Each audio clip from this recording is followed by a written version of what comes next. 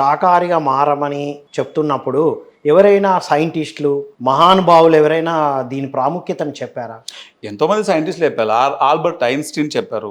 ఆయన కంటే గొప్ప శాస్త్రవేత్త ఎవరు? సర్ ఐజాక్ న్యూటన్ చెప్పారు. ఎంతోమంది సైంటిస్టులు చెప్పారు. ఎంతోమంది మన యోగులు చెప్పారు. యోగులు అయితే లెక్కలేనంత మంది చెప్పారు. ఇప్పుడు అందరు యోగులు కావాల్సిన అవసరం ఏముంది? యోగులు కావాలంటే కాదు, నువ్వు మనిషివి కావాలంటే శాకాహారివి కావాలి ఫస్ట్.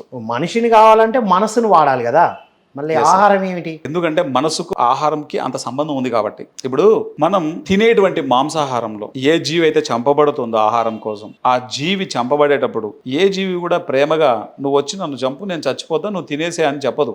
ఆఖరి క్షణం వరకు కూడా ప్రయత్నిస్తుంది. అందుకే నేను మనుషులు 2 రకాలని చెప్పింది ఇక్కడ. దాన్ని చూస్తే ఇప్పుడు ఒక మేకను చూసినప్పుడు ఉదాహరణకు నాకు ఒక రకంగా అర్థమవుతుంది, మీకు ఒక రకంగా అర్థమవుతుంది. ఎందుకు 2 విధాలుగా అర్థమవుతుంది, ఒకటే రకంగా ఎందుకు అర్థం కాదు? ఎందుకంటే నాకున్న జ్ఞానాన్ని బట్టి నాకు అర్థమయ్యే విధం ఒకటి, మీకున్న జ్ఞానం ప్రకారం మీకు అర్థమయ్యేది ఒకటి.